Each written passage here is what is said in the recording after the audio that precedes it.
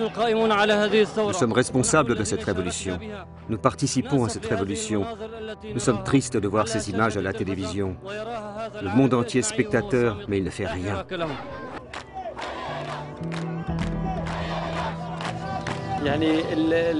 Les discours, les paroles ne suffisent pas. Ce qu'il nous faut, ce sont des actes, du concret. Il n'y a aucune différence entre jeunes et vieux, femmes et hommes. Nous sommes tous ensemble ici, comme une seule personne, à espérer que les choses changent.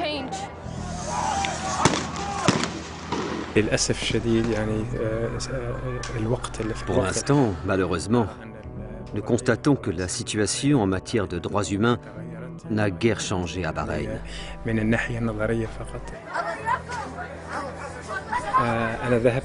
Je suis allé à l'hôpital Soulmania. J'y ai vu des choses horribles. Les policiers m'ont encerclé. Ils m'ont attaché les mains derrière le dos en serrant très fort. Puis ils ont commencé à me frapper.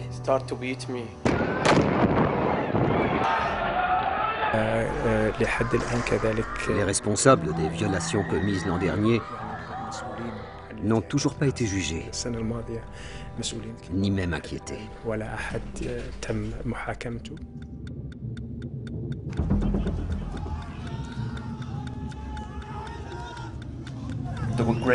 La chute l'an dernier de plusieurs dirigeants en place depuis des années dans des pays de la région a suscité de grands espoirs.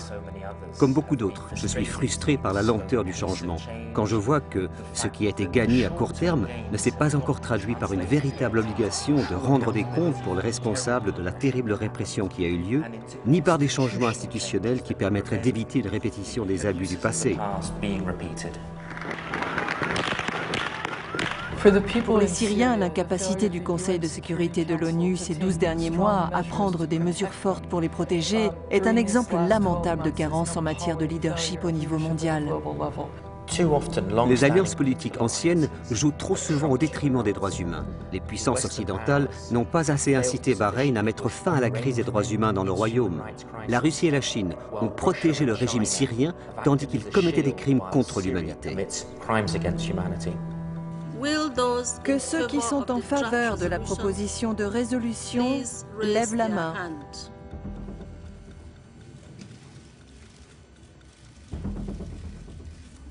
Ceux qui sont contre. Le projet de résolution n'est pas adopté.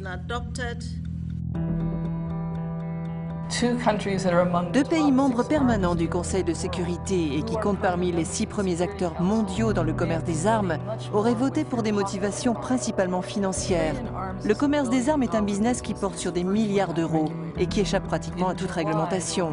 Il y aura en juillet une conférence consacrée au futur traité sur le commerce des armes, pour lequel Amnesty International milite depuis des années, l'occasion pour des gouvernements de placer les notions de leadership et de droits humains au-dessus de leurs intérêts. Les membres permanents du Conseil de sécurité devraient jouer un rôle directeur pour que leur mission de préserver la paix et la sécurité dans le monde ne s'apparente pas à une farce. Le message d'Amnesty International ne s'adresse pas uniquement aux dirigeants d'une partie du monde. La panne de leadership est un phénomène planétaire. Et ce message s'adresse aux chefs de tous les gouvernements, en particulier à ceux des puissances émergentes. Et je ne parle pas seulement de la Russie et de la Chine. Ce message, c'est qu'ils ne doivent pas oublier qu'ils ont des responsabilités internationales.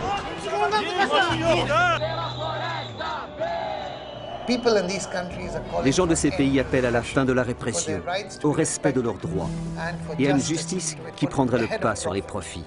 Ne les abandonnez pas si vous ne voulez pas être jugés.